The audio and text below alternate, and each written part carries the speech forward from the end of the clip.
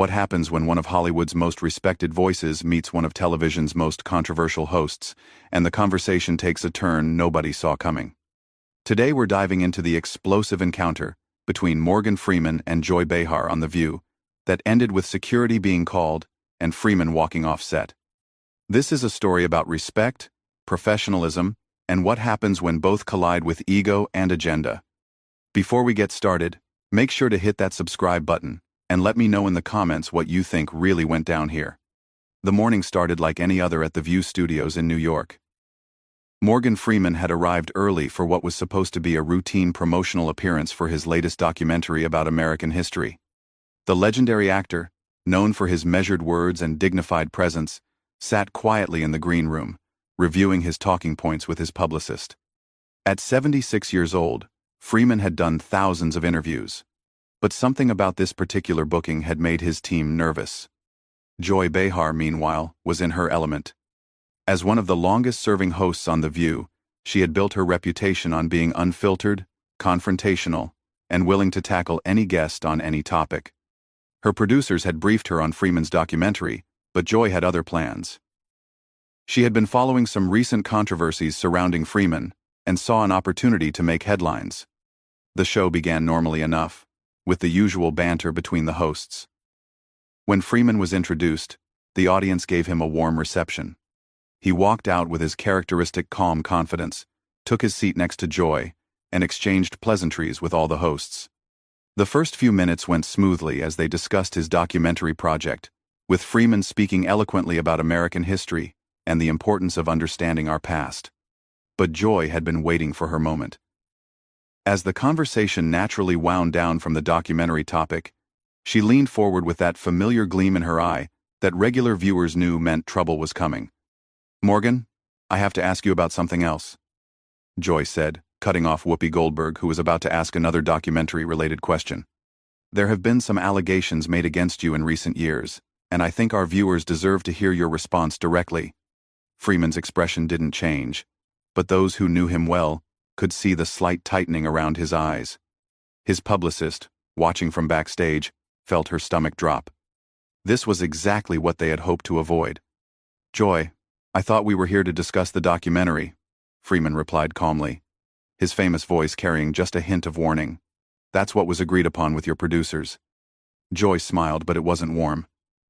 "Well, Morgan, when you come on a talk show, especially one like ours, everything is fair game. We don't shy away from difficult conversations here. That's what makes us different from those softball morning shows." The other hosts exchanged glances. Whoopi looked uncomfortable, clearly wanting to steer the conversation back to safer ground. Sonny Hostin seemed intrigued but cautious, while the others appeared to be waiting to see which way this would go. Freeman took a breath and responded with the patience of someone who had dealt with difficult interviews before.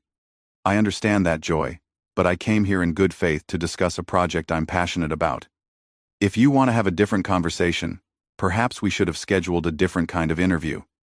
"Oh, come on, Morgan," Joy pressed, her voice taking on that tone that viewers either loved or hated. "You're a public figure. You've made millions of dollars from the public support. Don't you think they have a right to know about these serious allegations?" The tension in the studio was becoming palpable. Freeman's jaw tightened slightly, and when he spoke, his voice carried the weight of decades in Hollywood. "Joy, what I think is that there's a time and place for every conversation, and there's also such a thing as due process and treating people with basic human dignity." Joy laughed, a sound that carried no humor. "Due process? Morgan, we're not in a courtroom here. This is daytime television, and our viewers are smart enough to hear different perspectives and make up their own minds." "Are they?" Freeman asked, his tone still controlled, but with an edge creeping in. "Or are they being fed a narrative by hosts who have already made up their minds before the conversation even begins?" The studio fell silent for a moment. Joy's smile faltered slightly, but she wasn't backing down. If anything, Freeman's pushback seemed to energize her. This was the kind of confrontation that made for viral clips and social media buzz. "I think our viewers can handle the truth, Morgan," she said, her voice rising slightly. "What they can't handle is celebrities who think they're above accountability just because they have a famous voice and a successful career." Freeman looked directly at her, and for a moment, The full weight of his presence filled the studio. When he spoke, his voice was quiet, but carried more authority than any shouting could have. Joy. I've spent my entire career trying to use my platform responsibly. I've never claimed to be above accountability. But I do expect to be treated with the same respect I show others, something that seems to be in short supply at this table. The comment hung in the air like a challenge. Joy's face flushed slightly, and the other hosts looked increasingly uncomfortable. What had started as Joy trying to create a moment had turned into something much more serious, a fundamental clash between two very different approaches to public discourse. Joy leaned back in her chair, her eyes narrowing. Respect is earned, Morgan, and it works both ways. When you come on our show, you don't get to dictate the terms of the conversation. Freeman's response would set the tone for everything that followed, and nobody in that studio was prepared for what came next. Freeman sat back in his chair, his eyes never leaving Joy's face. When he spoke, his voice carried a new tone, one that everyone in the studio recognized as someone who had reached their limit. Joy, let me ask you something, Freeman said, his words measured but sharp. How many people have you built up in your career versus how many you've torn down? Because from where I'm sitting, it seems like you've made a living out of the latter. The studio went dead silent. Joy's mouth opened slightly, clearly not expecting Freeman to turn the tables so directly. The other hosts looked stunned, with Whoopi actually leaning forward as if she might need to intervene. Joy recovered quickly, her voice rising with indignation. Excuse me? I've been doing this job for decades, and I've held powerful people accountable when others wouldn't dare. That's called journalism, Morgan. Freeman's laugh was low and rumbling, but there was no warmth in it. Journalism? Is that what we're calling ambush interviews now? Joy, real journalists do their homework, they ask thoughtful questions, and they listen to the answers. What you're doing is performance art, designed to generate clicks and controversy. How dare you? Joy shot back, her professional composure starting to crack. I have every right to ask you about allegations that have been made public. That's not ambush journalism, that's doing my job. Your job, Freeman repeated, his voice taking on that commanding tone that had narrated countless documentaries. Let me tell you what I think your job should be, Joy. Your job should be to inform, to educate, to elevate the conversation. Instead, you use your platform to tear people down for entertainment value. Joy's face was reddening now, and her voice became sharper. Don't you lecture me about my job, Morgan Freeman. I've been fighting for women's rights and social justice since before it was trendy. I've used this platform to give voice to people who otherwise wouldn't be heard. Have you? Freeman asked, tilting his head slightly. Or have you used those causes as a shield to justify your behavior? Because there's a difference between fighting for justice and using justice as an excuse to bully people on national television. The other hosts were now looking back and forth between Joy and Freeman like spectators at a tennis match. Sonny tried to interject.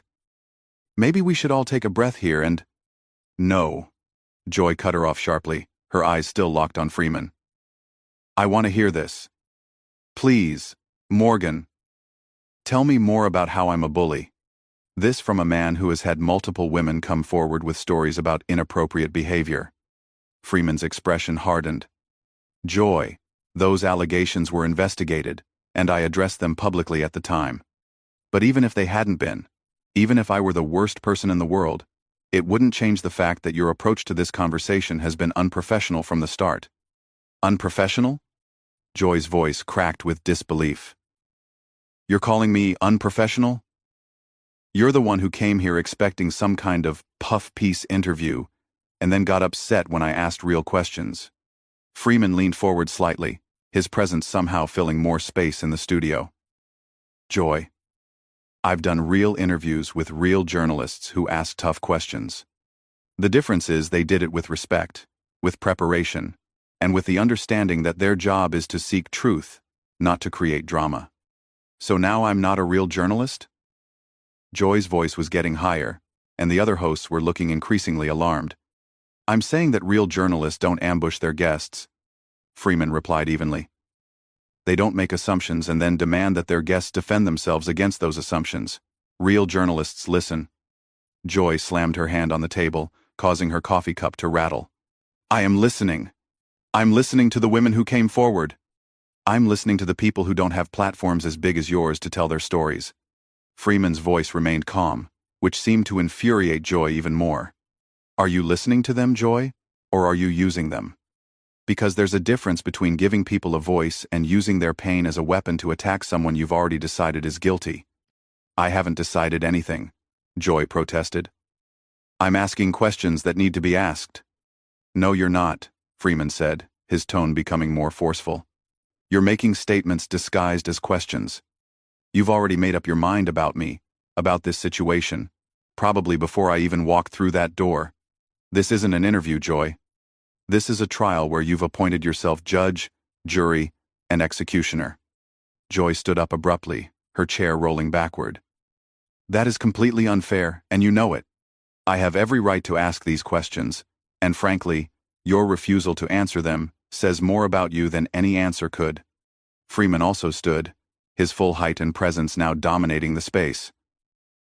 My refusal to participate in your circus doesn't say anything about guilt or innocence, Joy. It says something about dignity and self-respect, concepts that seem to be foreign to you. The insult hung in the air like a thunderclap. The other hosts looked shocked. The audience was completely silent, and Joy's face had gone from red to pale in seconds. Did you just call me undignified? Joy asked, her voice dangerously quiet. Freeman looked at her steadily. I said your behavior lacks dignity. Yes. There's a difference between holding people accountable and what you're doing right now. Joy's voice exploded across the studio. My behavior? My behavior? You're the one with the questionable past? And I'm the one with the behavior problem? Yes, Freeman said simply, his calm in stark contrast to her outburst. Because accountability doesn't mean abandoning basic human decency. It doesn't mean treating people like they're already guilty. It doesn't mean using your position to humiliate someone for the entertainment of your audience. Joy looked around at her co-hosts, as if seeking support, but found only uncomfortable expressions. Even the audience seemed to be shifting in their seats, the energy in the room having turned from excited anticipation to genuine tension. I can't believe this, Joy said, shaking her head. I ask legitimate questions, and somehow I'm the villain here? This is exactly the kind of deflection that powerful men have been using for years. Freeman's eyes flashed with something that might have been anger, though his voice remained controlled. Joy, don't hide behind gender politics to justify poor behavior. This isn't about you being a woman asking tough questions. This is about you being a person who has forgotten that the people across from you are human beings, not content for your show. The confrontation was reaching a boiling point, and everyone in the studio could feel that something was about to break. Joy took a step closer to Freeman, her voice dropping to a menacing whisper that somehow carried more threat than her earlier shouting. Don't you dare lecture me about humanity, Morgan. I've spent my career fighting for the underdog, for the voiceless, for the people who get trampled by Hollywood elites like you. Freeman's expression shifted, and for the first time in the entire confrontation, he looked genuinely angry. Hollywood elites? Joy, do you know where I came from? Do you know what I had to overcome to get where I am? Don't you dare reduce my life's work to some privileged elite narrative just because it's convenient for your argument. Oh, here we go, Joy said, throwing her hands up dramatically. The sob story. Let me guess. You worked hard, you earned everything you got, and we should all just ignore any uncomfortable questions because of your inspiring journey? Freeman's voice became deadly quiet, each word carefully enunciated. Joy, my journey isn't a sob story. It's my life. And the fact that you would mock it, reduce it to a convenient narrative, shows exactly who you really are. Joy whirled around to face the audience, as if seeking their support. Do you see this? This is exactly what I'm talking about. Ask a powerful man a difficult question, and suddenly you're the bad guy. Suddenly you're the one with the problem. But the audience wasn't responding the way Joy expected. Instead of supportive applause, there were uncomfortable murmurs, and many people were looking down at their hands or shifting in their seats. Freeman noticed the audience's reaction and spoke directly to them, his voice carrying that familiar authority. Ladies and gentlemen, you came here today expecting entertainment, maybe even some drama. But what you're witnessing isn't journalism. What you're seeing is someone using their platform to bully a guest, and then playing the victim when called out on it. Joy spun back around, her face flushed with rage. Bully? Bully? I'm asking the questions that need to be asked. I'm doing what journalists are supposed to do. No, Joy, Freeman said, his voice rising for the first time. Journalists seek truth. Journalists show respect for the people they interview. Journalists understand that their job is to inform, not to destroy. What you're doing is using your position to attack someone you've already judged guilty. Whoopi finally tried to regain control of the situation. Okay, everyone, let's just take a step back here and... No, Joy cut her off again, pointing directly at Freeman. I'm not backing down from this. This man thinks he can come on my show and dictate how I do my job. Freeman's laugh was sharp and bitter. Your show? Joy, this show has 4 other hosts sitting right there who haven't been able to get a word in because you've turned this into your personal vendetta.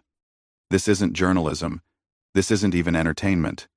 This is just sad. The word sad hit Joy like a physical blow. Her voice became shrill. Sad? Sad? You want to see sad? Sad is watching women come forward with their stories only to have men like you dismiss them, minimize them, make them feel like they don't matter.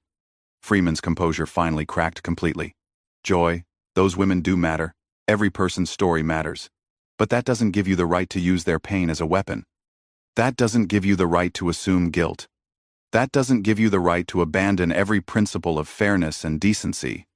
Don't you talk to me about decency, Joy screamed, her voice echoing through the studio. Don't you dare.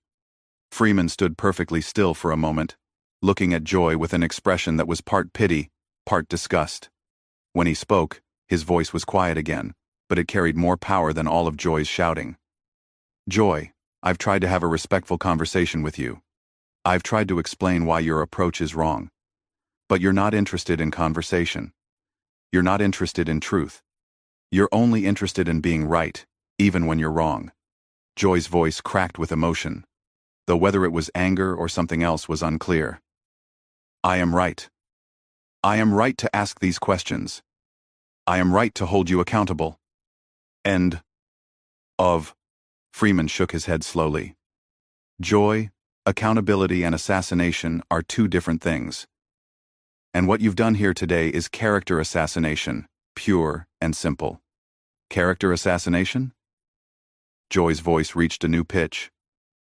Your character assassinated itself. I'm just shining a light on it. Freeman looked at her for a long moment, then turned to address the other hosts directly. Whoopi, Sunny, ladies, I want to apologize to you. You invited me here in good faith, and this situation has spiraled far beyond anything any of us intended. Whoopi nodded gratefully. Morgan, we understand. No, they don't understand, Joy interrupted frantically. They don't understand that this is exactly how powerful men have operated for decades. They come in, they charm everyone, they make the woman asking tough questions look like the villain. Freeman turned back to Joy one final time. Joy, I came here to talk about American history, about learning from our past, about building a better future. Instead, I've learned something about the present that genuinely saddens me. I've learned that there are people who would rather tear others down than build anything up. Joy's voice became desperate. That's not what I'm doing. That's not who I am. Freeman's expression softened slightly, and when he spoke, there was genuine sadness in his voice. Joy, I think it might be exactly who you've become. And that's the real tragedy here. The words hit Joy like a slap. For a moment she was completely speechless, her mouth opening and closing without sound. Freeman looked around the studio one more time, then began walking toward the exit. I'm going to leave now. Because this conversation has become something that serves no one. Not you, not me, not your viewers, and certainly not the important issues you claim to care about. Joy found her voice again, calling after him desperately. You can't just walk away. You can't just leave when the questions get uncomfortable. Freeman paused at the edge of the set, and turned back one final time. Joy, the questions weren't uncomfortable. Your behavior was unconscionable. There's a difference. As Freeman continued walking, Joy turned frantically to the cameras. This is what happens when you try to hold powerful people accountable. They just walk away. They just leave. But Freeman was already gone, and the studio fell into a stunned silence. The other hosts looked shell-shocked. The audience was completely quiet, and Joy stood alone in the middle of the set, looking smaller somehow than she had when the show began. The cameras kept rolling, capturing every moment of Joy's meltdown, as she realized that in trying to destroy Morgan Freeman's reputation, she might have destroyed her own credibility instead. The confrontation that was supposed to be her moment of journalistic triumph had become something else entirely, a moment that would be replayed and analyzed for years to come, but not in the way she had intended. What did you think of